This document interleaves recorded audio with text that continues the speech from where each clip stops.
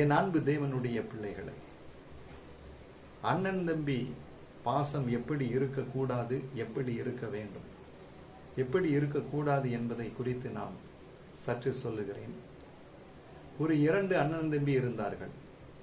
அவர்களுடைய பெற்றோருடைய இறப்புக்கு பின்பு அவர்களுக்கு இருந்த சொத்தை 2ஆக அவர்கள் பிரித்து வைத்துக் கொண்டார்கள். அதன்படி அந்த அண்ணன் கொஞ்சம் விவரமுள்ளவனாக இருந்தான்.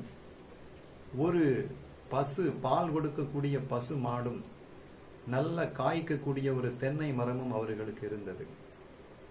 அண்ணன் சொன்னான், தம்பி, இந்த தென்னை மரத்தில் மேல் பகுதி எனக்கும் கீழ்ப்பகுதி உனக்கும் வைத்துக் கொள்வோம். இந்த பசு மாட்டில் முன்பகுதி உனக்கும் பின்பகுதி எனக்கும், பாதி மாடு, அதாவது வயிற்றுக்கு பாதி மடுவு பால் கறக்கக்கூடிய பகுதி எனக்கும், நல்ல புல்லு கொடுக்கக்கூடிய வாய்ப்பகுதி உனக்கும் என்று அவன் அங்கே நியாயம் சொல்லி வைத்து பிரித்து கொடுத்து விட்டான். இவன் தம்பி விவரம் இல்லாதவன் என்ன செய்தான்? தென்னை மரத்துக்கு கீழே உள்ள பகுதி தானே இவனுக்கு நல்ல உரம் வைக்கிறது, தண்ணீர் பாய்ச்சுகிறது இவனுடைய வேலை. இந்த தண்ணியினாலும் உரத்தினாலும் நல்ல தேங்காய் மரம் காய்த்து கொண்டிருக்கிறது. இதை பறிக்கக்கூடியது அண்ணனுடைய வேலை. இந்த மாட்டின் முன்பகுதியை தம்பிக்கு பிரித்து கொடுத்திருக்கிறான். அந்த மாட்டுக்கு நல்ல பில்லு அறுத்து கொண்டு வந்து போடணும், புண்ணாக்கு வைக்கணும், பருத்தி கொட்டையை வைக்கணும், நன்றாக அதை போசிக்கக்கூடிய வேலை இவன் வேலை. பின்னால நல்ல பால் கறக்கக்கூடிய வேலை அண்ணனுடைய வேலை. இப்படி கொஞ்ச நாள் அவன் ஏமாத்திக்கிட்டு இருக்கும் பொழுது ஒரு நாள் தம்பிக்கு விவரம் வந்து விட்டது.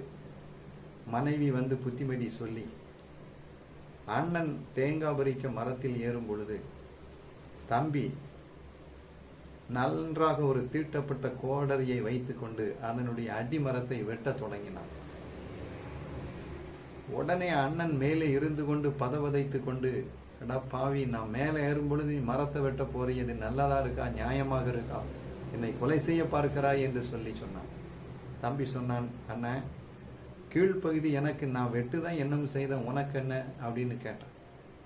அப்ப அன்றிலிருந்து தம்பியை ஏமாற்றின அண்ணனுடைய காரியம் முடிவுக்கு வந்தது.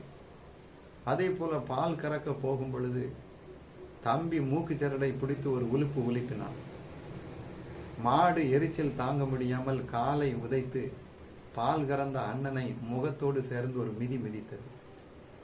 அவன் என்ன செய்தான், பாத்திரத்தை போட்டுவிட்டு ஒரே ஓட்டம். இப்படியாக எந்த நாளும் யாரையும் ஏமாற்ற நினைக்கவும் கூடாது, ஏமாற்றவும் கூடாது. இப்படியும் சில அண்ணன் தம்பிகள். ஆனால் அண்ணன் தம்பி எப்படி இருக்க வேண்டும்? என் அன்பான தேவனுடைய பிள்ளைகளே, 2 சகோதரர்கள் இருந்தார்கள். இருவருக்கும் நிலங்கள் இருந்தது, நன்றாக விளைந்தது. அந்த நெல் மணிகளை இரவு நேரத்தில் காத்து கொண்டு வெவ்வேறு பகுதியில் இருக்கிறார்கள். அண்ணன் நினைக்கிறான், ஐயோ, என் தம்பி பிள்ளை குட்டிகளோடு என்ன கஷ்டப்படுகிறானோ, அவனுக்கு யார் கொடுத்து உதவுவார்கள்? நான் ஏதாவது அவனுக்கு கொடுத்தால் கூட அவன் வாங்க மாட்டான். இந்த இரவோடு இரவாக ஒரு நெல் மூட்டையை, 2-3 மூடையை தலையிலே கொண்டு போய் சுமந்து அவனுடைய களத்தில் போய் அவனுக்கே தெரியாமல் நான் போட்டுவிட்டு வரட்டும், என் தம்பி ரொம்ப கஷ்டப்படுகிறான் என்று அண்ணன் நினைத்து கொண்டான். தம்பி நினைத்தான், ஐயோ, நான் என்ன செய்ய போகிறேன்? என்னுடைய அண்ணன் ரொம்ப கஷ்டப்படுகிறாரே, நான் போய் நேரடியாக எந்த நன்மையையும் கொடுத்தால் அவர் வாங்க மாட்டார். அவருக்கே தெரியாமல் இரவு நேரத்தில் நெல் மூட்டைகளை சுமந்து கொண்டு அவருடைய களத்தில் நான் போட்டுவிட்டு வரப்போகிறேன் என்று சொல்லி அவன் இரவு நேரத்தில் ஒரு நெல்மணி மூட்டையை தூக்கி கொண்டு அண்ணனுடைய இடத்தை நோக்கி போகிறான். அண்ணன் தம்பியினுடைய இடத்தை நோக்கி வருகிறான். இருவரும் சந்தித்த பொழுது அவர்களுக்கு விவரம் புரிந்து விட்டது. கண்ணீரோடு ஒருத்தரை ஒருத்தவர் பார்த்து பாசத்தை பரிமாறிக்கொண்டார்கள்.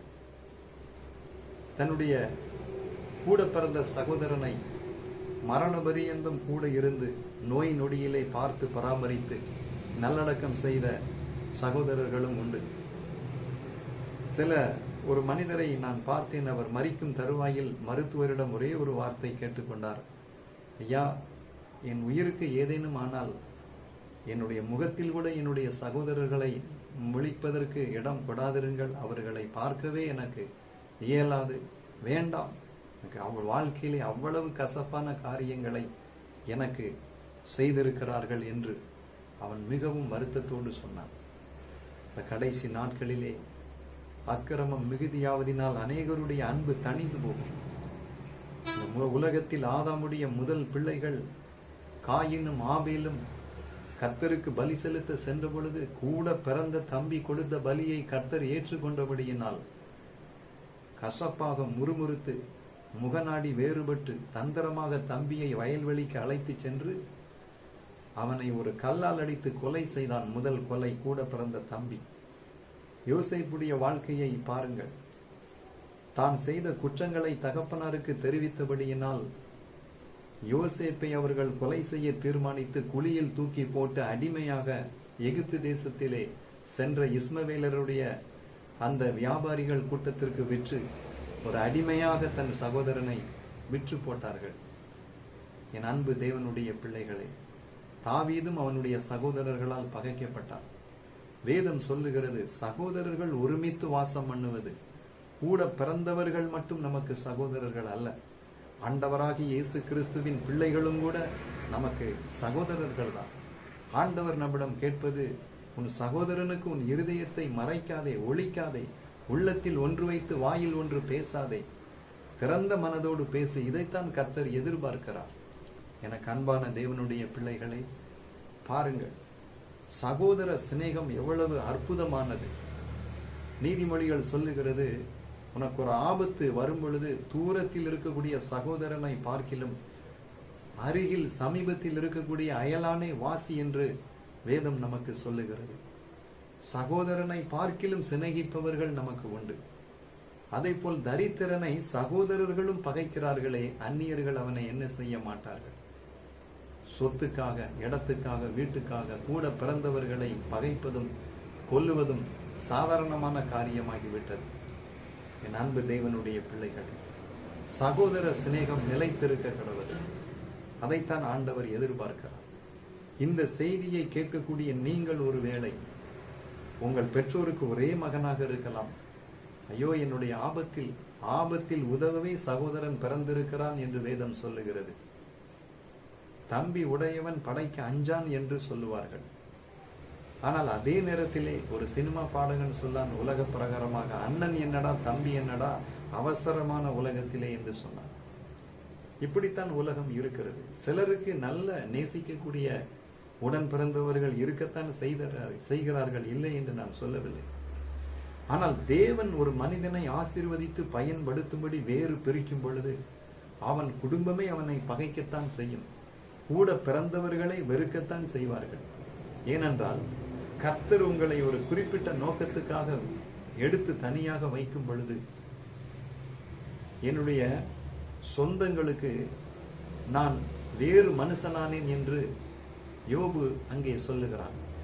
ஆண்டவராகிய இயேசு கிறிஸ்துவை குறித்து அவருடைய சகோதரர்கள் கூட அவரை விசுவாசிக்கவில்லை என்று வேதம் சொல்லுகிறது.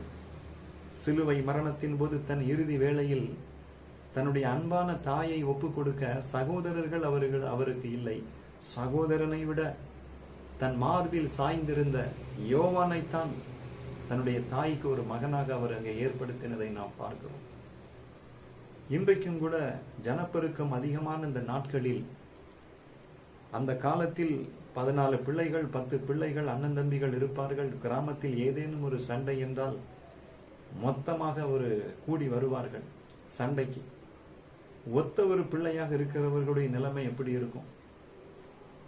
உன்னை அடிச்சா யாருப்பா கேட்பான், ஒரு அநாத பெயர் என்று சொல்லுவார்கள். ஆனால் ஆபிரகாமுக்கு ஒரே ஒரு மகன் தான் இருந்தான், ஈசாக்கு, வாக்கு தத்தத்தின் பிள்ளை. நான் கேத்துராளுடைய பிள்ளைகளை குறித்து, ஆகாருடைய மகனை குறித்து சொல்லவில்லை. சாராள் என்கிற மனுஷிக்கு கொடுக்கப்பட்ட ஒரே ஒரு பிள்ளை ஈசாக்கு. தகப்பன் மரித்தவுடன் சத்துருக்கள் அவன் ஊற்று தோண்ட விடாமல், அவன் போகும் இடமெல்லாம் அவனை நெருக்குகிறார்கள். ஆனால் அவன் எதிர்வாதம் விடாமல், பிரச்சனை பண்ணாமல், கர்த்தரை நம்பி வேறொரு இடத்துக்கு போய் முதல் இடத்திலே ஊற்று தோண்டின பொழுது ஏசேக்கு வாக்குவாதம், அடுத்து சித்னா கசப்பு, அதற்கடுத்து ரகபோத்து. அங்க யாரும் வரவில்லை. கர்த்தர் அவனை பெருக பண்ணினார்.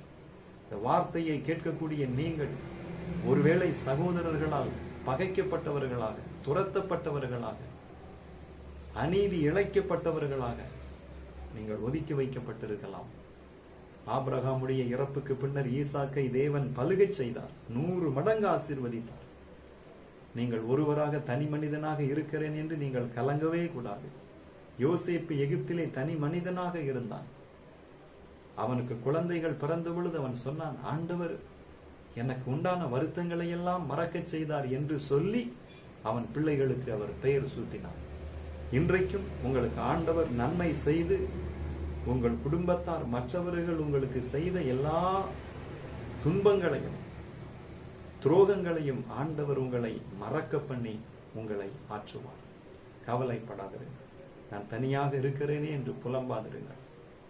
ஆண்டவராக இயேசு சொன்னார், என் வார்த்தையின்படி கேட்கிறவர்கள், செய்கிறவர்கள், என் பிதாவின் சித்தப்படி செய்கிறவர்கள் தான் எனக்கு சகோதரனும் சகோதரியும் தாயுமாய் இருக்கிறார்கள். ஆண்டவரே உங்களுக்கு சகோதரனாக வருகிறார். பாருங்கள், கலங்காதிருங்கள். உங்கள் தாய்க்கு நீங்கள் ஒரே பிள்ளையாக இருக்கலாம். ஐயோ, எனக்கு நாளைக்கு ஒரு ஆபத்து வந்தால் யார் என்னை கைதாங்குவார்கள் என்று நீங்கள் அங்கலாய்க்கலாம். ஆனால் ஒன்றே ஒன்று சொல்லுகிறேன், ஆண்டவராக இயேசு நமக்கு இருக்கிறார், கர்த்தர் நமக்கு இருக்கிறார். உங்கள் சகோதரனாக கர்த்தர் இயேசு உங்களுக்கு இருக்கிறார், நண்பனாகவும் இருக்கிறார். நல்ல நண்பன் தன் சிநேகிதனுக்காக தன் ஜீவனையே கொடுப்பான். ஆண்டவராக இயேசு உங்களுக்கு ஜீவனையே அவர் கொடுப்பார். அவர் அன்புள்ள சகோதரனாக இருக்கிறார். பாசத்தோடு உங்களை அழைக்கிறார். பயப்படாதிருங்கள். 30 லட்சம் ஜனங்களை 40 ஆண்டுகள் மோசே வனாந்தரத்தில் வழி நடத்தினார். ஆனால் பாருங்கள், அவர் குழந்தையாக இருந்த பொழுது நைல் நதியிலிருந்து காப்பாற்றினவர் கர்த்தர். அந்த பார்வோனுடைய குமாரத்தை குளிக்க வரும் பொழுது அந்த மனுஷனுடைய கண்களில் தயவு கிடைக்கும்படி கர்த்தர் செய்தார். அந்த பெற்ற தாயவே அந்த பிள்ளைக்கு பால் கொடுக்கும்படியாக அந்த எகிப்து அரசாங்கம் அந்த தாய்க்கு சம்பளம் கொடுக்கும்படியாக ஆண்டவர் எந்த அரசாங்கம் ஆண் பிள்ளைகளை கொல்லும்படியாக அலைந்ததோ அதே அரண்மனைக்குள் அவர் மோசேயை கொண்டு போனார். அதே நேரத்தில் 40 ஆண்டுகள் வனாந்தரத்தில் இருந்து வந்து எகிப்து தேசத்தில் இருந்து இஸ்ரவேல் கானான் தேசத்துக்கு மக்களை வழி நடத்தி 40 ஆண்டுகள் அனுபவஸ்தராக மோசே போகிறார். ஆனால் பாருங்கள், அவருடைய சரீரத்தை அவர் மரித்த பின்பு அடக்கம் பண்ண அந்த 30 லட்சம் பேரில் யாரிடத்திலும் கர்த்தர் கொடுக்கவில்லை, அவரே அவனை அடக்கம் பண்ணினாராம். இந்த வேத புத்தகத்தில் ஒரு மனிதனை தேவனே அடக்கம் பண்ணினார் என்றால் அது மோசேயினுடைய சரீரத்தை மட்டும்தான். அவ்வளவு ஜனங்களை 40 வருஷம் நடத்தினான், ஆனால் அவனுடைய சரீரத்தை அவர் யாருக்கும் கொடுக்கவில்லை. இந்த செய்தியை கேட்கிற நீங்கள் ஒருவேளை நினைக்கலாம், ஐயோ, நான் இயேசுவை ஏற்றுக்கொண்டு விட்டேன், ஊருடன் நான் பகைத்து விட்டேன், எனக்கென்று யார் இருக்கிறார்கள், நாளைக்கு எனக்கு ஒன்று ஏதேனும் நடந்தால் என்னை யார் அடக்கம் பண்ணுவார்கள் என்று சில வயோதிக பிள்ளைகள் கவலைப்படலாம். நான் உங்களுக்கு சொல்லுகிறேன், மோசையோடு இருந்தவர் உங்களோடும் இருப்பார். எனக்கு அன்பான தேவனுடைய பிள்ளைகளே, நாம் கர்த்தராகி இயேசு கிறிஸ்துவை ஏற்றுக்கொண்ட ஒவ்வொருவரும் சகோதரர்களாக இருக்கிறோம். பெரிய குடும்பமாக இருக்கிறோம். தேவ தூதர்களும் நம்மோடு கூட இருக்கிறார்கள். நம்மை போல ஆசீர்வதிக்கப்பட்டவர்கள் யார்? நம்மை போல பெரிய குடும்பம் யார்? வானத்தில் உள்ள நட்சத்திரங்களை பாருங்கள், சமுத்திரத்தை பாருங்கள், மலைகளை பாருங்கள், பனி துளிகளை பாருங்கள். எல்லாம் நம்முடைய அப்பாவுடைய சொத்து. இருக்கக்கூடிய எல்லா 750 கோடி மக்களும் நம்ம தகப்பனுடைய பிள்ளைகள் தான். நாம் அவரை மட்டும் நோக்கி பார்ப்போம். மனுஷீக அன்பை, உலக அன்பை, மறையக்கூடிய அன்பை, குடும்ப அன்பை, கூட பிறந்தவர்களின் அன்பை என்று நீங்கள் சோர்ந்து போக வேண்டாம். உங்களுக்கு ஒரு தீமை இழைத்திருக்கிறார்கள் என்றால், தூக்கி எறிந்திருக்கிறார்கள் என்றால், கர்த்தர் உங்களை ஒரு வேறொரு நோக்கத்திற்கு உங்களை பிரித்து எடுத்திருக்கிறார் என்று வைத்துக் கொள்ளுங்கள். யோசேப்பை அடிமையாக விற்றார். கர்த்தர் அவனை அரசனாக அந்த ராஜாவுக்கு அடுத்த ஸ்தானத்தில் அவனை வைத்தார். அந்த பார்வோன் சொன்னான், நீ எனக்கு தகப்பனாக இரு, இப்படி தேவனுடைய ஆவியை பெற்ற வேறொரு மனிதன் இல்லை, நான் பேருக்குத்தான் ராஜாவாக இருப்பேன். இந்த எகிப்தில் உள்ள மக்கள் யாராக இருந்தாலும் சரி, பிரபுவாக இருந்தாலும் சரி, மந்திரியாக இருந்தாலும் சரி, இந்த யோசேப்பினுடைய வார்த்தை அல்லாமல் ஒருவனும் கையை காலை அசைக்க கூடாது என்று சொன்னான். இன்றைக்கு ஒருவேளை நீங்கள் ஒரு தனிமையின் சிறையிருப்பு, நிந்தை, அவமானம் எத்தனையோ இருக்கலாம். ஆனால் வேதம் சொல்லுகிறது, தரித்திரம் அடைய செய்கிறவரும் ஐஸ்வர்யம் அடைய பண்ணுகிறவரும் கர்த்தர், தாழ்த்துகிறவரும் உயர்த்துகிறவரும் கர்த்தர், எளியவர்களை எடுத்து பிரபுக்களின் மத்தியில் பந்தியில் அமர்த்துகிறவர் கர்த்தர். அதனால்தான் தாவீது சொன்னான், கர்த்தர் என் மெய்ப்பராய் இருக்கிறார், நான் தாழ்ச்சி அடையேன். அவர் என்னை புல்லுள்ள இடங்களில் மேய்த்து அமர்ந்த தண்ணீரண்டை நடத்துவார். என் பாத்திரம் நிரம்பி வழிகிறது. என் சத்துருக்களுக்கு மத்தியிலே எனக்கு ஒரு பந்தியை ஏற்படுத்துவார். ஒருவேளை சத்துருக்களுக்கு மத்தியில் என்றால் யார்? அயலார்களா? தாவீதுக்கு கூட பிறந்தவர்கள் தான் சத்துருக்களாக இருந்தார்கள். அவர்களுக்கு மத்தியில தான் சாமுவேல் அவனுடைய தலையில எண்ணெயை அவன் வார்த்தான். இன்றைக்கு தலையிலே மண்ணை போட்டு மூடிவிடலாம் என்று நினைத்த அவர்கள் மத்தியில உன் தலையில அபிஷேக தைலத்தை ஊற்றி ராஜாவாக, ஆசாரியர்களாக, ஆசீர்வதிக்கப்பட்டவர்களாக தகப்பன் உயர்த்துவார். உலகத்திலே நமக்கு தேவையான மிகப்பெரிய செல்வம் கர்த்தருடைய ஆவிதான். பரிசுத்த ஆவியிலே நிறைந்து ஜெபித்து கர்த்தருக்காக நீங்கள் காத்திருங்கள். ஐஸ்வர்யம் ஒரு நாள் வரும். பல தேசங்களுக்கு நீங்கள் போவீர்கள். பலரை நீங்கள் ஆதரிப்பீர்கள். நீங்கள் உலகத்துக்கு வெளிச்சமாக கர்த்தர் உங்களை மாற்றுவார். என் அன்பு தேவனுடைய பிள்ளைகளை, கடைசியாக ஒரே ஒரு வார்த்தை. ஒரு ஜோடியான மான்கள், இணை பிரியாத 2 மான்கள் வெயில் நேரத்திலே ஒரு காட்டில் ஒரு கையளவு தண்ணீர் தான் இருந்தது. தாகத்தோடு இரண்டும் போனது. ஒரு மான் தண்ணீர், 2 மான்களும் தன்னுடைய வாயை அந்த தண்ணீரிலே வைத்தது. இந்த மான் நினைத்தது, ஐயோ அவர்கள் தண்ணி குடிக்கட்டும், நம்ம தண்ணி குடிப்பதை போல நடிப்போம். அந்த மான் நினைத்தது, நாம் தண்ணி குடித்தால் இதற்கு எதிர்க்கான்னு சொல்லி அது தண்ணீர் குடிக்காமல் நின்றது. எவ்வளவு அன்பு பாருங்கள். ஒரு மிருகங்களுக்கு கூட எவ்வளவு அன்பு பாருங்கள். ஆண்டவருடைய சாயலாக படைத்த நமக்கு எவ்வளவு அன்பு இருக்க வேண்டும். நாம் ஒருவருக்கொருவர் சகோதரர்களாக பிறருடைய நாசத்தையும் அழிவையும் கண்டு ரசிக்கக்கூடிய மனநிலையை மாற்றி பிறர் நன்றாக இருக்க வேண்டும், வாழ்வில் அவர்கள் சந்தோஷமாக இருக்க வேண்டும், அவர்கள் வீழ்ச்சியிலிருந்து எழுந்து வர வேண்டும், இந்த குடும்பம் கண்ணீரிலிருந்து காப்பாற்றப்பட வேண்டும் என்று பிற எளியவர்கள் மீது மனம் இறங்குவோம். அப்போது தேவனும் நம் மீது மனம் இறங்குவார். யாரை கெடுத்து யாரை அழித்து நாம் எண்ணத்தை கொண்டு செல்ல போகிறோம்? நாம் ஆண்டவருடைய பிள்ளைகள் அல்லவா? ஆண்டவராகி இயேசு சிலுவையில் அவர் தன்னை கொலைக்கு ஒப்பு கொடுத்தவர்களுக்காக ஜெபிக்கிறார். இந்த வார்த்தையை கேட்கிற உங்களுக்கு நான் சொல்லுகிறேன், உங்களுக்கு கேடகமும் பட்டயமும் பாதுகாப்பும் ரட்சிப்பும் அரணும் கோட்டையும் தாயும் தகப்பனும் எல்லாம் அவர்தான். உங்களை சூழ அவர் இருக்கிறார். சந்தோஷமாக இருங்கள். அவர் எவ்வளவு அன்புள்ளவராக இருக்கிறாரோ நீங்களும் அப்படி அன்பாக இருங்கள். வேதம் சொல்லுகிறது, உங்கள் பிதாவானவர் பூரண சற்குணராக இருக்கிறது போல நீங்களும் பூரண சற்குணராக இருங்கள். மட்டுமல்ல, வேதம் சொல்லுகிறது, அவர் துரோகிகளுக்கும் நன்மை செய்கிறாரே. கலங்காதிருங்கள். நீங்கள் ஆண்டவருடைய பிள்ளை. உங்கள் அன்புக்கு ஒரு நாளும் தோல்வி வராது. சகோதர அன்பு நிலைத்திருக்க கடவுது. நம் ஆண்டவராகிய இயேசு நமக்கு மூத்த சகோதரர், நமக்காக ஜீவனை தந்தவர். தேவனுடைய பிள்ளைகள் எல்லோரும் நம்முடைய சகோதரர்கள். ஆம், கர்த்தர் உங்களை கோடா கோடியாக ஆசீர்வதிப்பாராக. மற்றும் ஒரு செய்தியோடு கர்த்தருக்கு சித்தமானால் சந்திப்போம். கர்த்தர் உங்களை ஆசீர்வதிக்கட்டும். ஆம்.